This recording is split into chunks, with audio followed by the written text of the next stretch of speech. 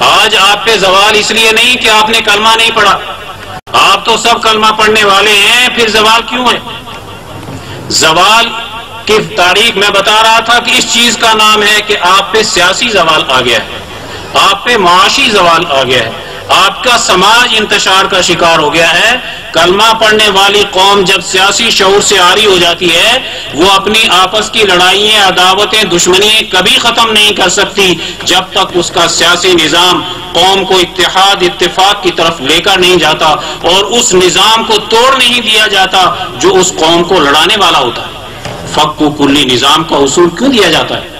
میرے عزیز دوستو، ہم یہ دیکھیں گے کہ جب ہم اتنے غالب تھے دنیا میں اور دنیا ترقی کر رہی تھی، اسپین ترقی کر رہا تھا، اندلس ترقی کر رہا تھا، سلطنت عثمانیہ ترقی کر رہی تھی، آدھے سے زیادہ یورپ ترقی کر رہا تھا، ایشیا ترقی کر رہا تھا، افریقہ میں ہماری حکومتیں تھی تو ترقی کر رہی تھی، حالانکہ وہ کلمہ نہیں پڑھتے تھے۔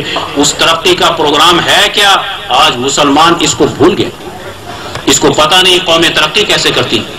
میرے عزیز دوستو، ہم یہ دیکھیں گے کہ 200 سال کے بعد، 200 سال پہلے ایک غیر ملکی سامراجی طاقت نے اس ہندوستان پہ قبضہ کیا، اس کی آزادی کو سلب کیا اور اس کو غلام بنایا، غلام بنا کر اس کی معیشت کو لوٹا، یہاں مذہبی فرقے پیدا کیے، مذہب کی بنیاد پہ ہندو مسلم پہلے نفرت پیدا کی، پھر مسلمانوں میں فرقے در فرقے پیدا کیے اور ان کو پیچھے اس کے طاقت یہ بیٹھ کر حقیقی مذہب کا تعارف کرانے کے بجائے یا عقیدے کی جنگ میں الجھا دیا یا چھوٹے موٹے مسائل کی جنگ میں الجھا دیا۔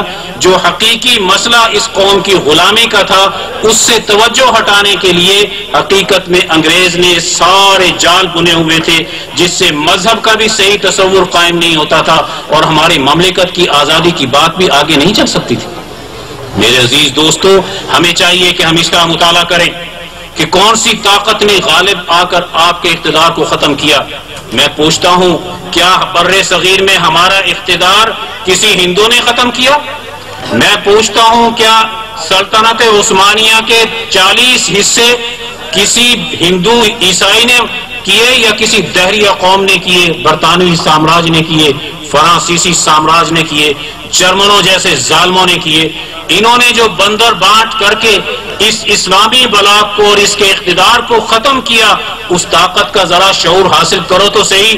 وہی طاقت ہے جو آج بھی نہ صرف مسلمانوں میں بلکہ وہ افریقہ کے مظلوم عیسائیوں کا استحصال کرتی ہے، وہ یورپ کے مظلوموں کا استحصال کرتی ہے۔ یورپ میں سب سے زیادہ غربت ہے اور انسان کی حالت قابل رحم ہے کہ وہاں کا 90-95% طبقہ قسطوں پہ گزارا کرتا ہے اور 18-20 گھنٹے اوور ٹائم لگانے کے بعد مشکل سے قسطیں ادا کرتا ہے مہینے کی، اس کو ایک ہفتے میں چھٹی ملتی ہے تو عیاشی کے اڈوں پہ جا کے شراب نوشی کر کے عیاشی کرتا ہے۔ اس کی تو انسانیت ہی ختم ہو گئی، وہ تو مشین بن گیا۔ جس یورپ کو تم ترقی یافتہ کہتے ہو اس کا 90% طبقہ تو آج انسانیت کے اوصاف سے گرا ہوا نظر آتا ہے۔ دنیا کو اس حالات سے دو چار کیا۔ آج اگر ہم صحیح سیاست کا مطالعہ نہیں کرتے، ہمارا سیاسی شعور نہیں ہے، تو ہم کیسے اپنی دشمن کی پہچان حاصل کر کے دنیا کو زوال سے نکال سکتے ہیں؟ سنو، یہی وہ چیز ہے۔ آپ یہ سمجھتے ہیں کہ جمہوریت کا چیمپئن یورپ ہے، یہ تاریخ کا سب سے بڑا جھوٹ ہے۔ سب سے پہلے جمہوریت کی سوچ دینے والے حضرت امام شاہ ولی اللہ رحمۃ اللہ علیہ، 50 سال کے بعد انقلاب فرانس آتا ہے، شاہ صاحب کے اس دنیا سے چلے جانے کے بعد۔ اس میں کہا جاتا ہے کہ جناب جمہوریت جو ہے وہ دنیا میں غالب آنی شروع ہو گئی۔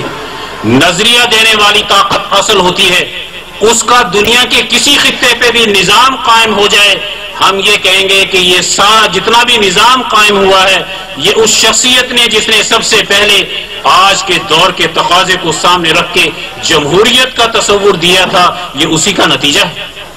آج آپ کہتے ہیں چائنا انقلاب کا بانی ہے، آپ یہ کہتے ہیں کہ روس انقلاب کا بانی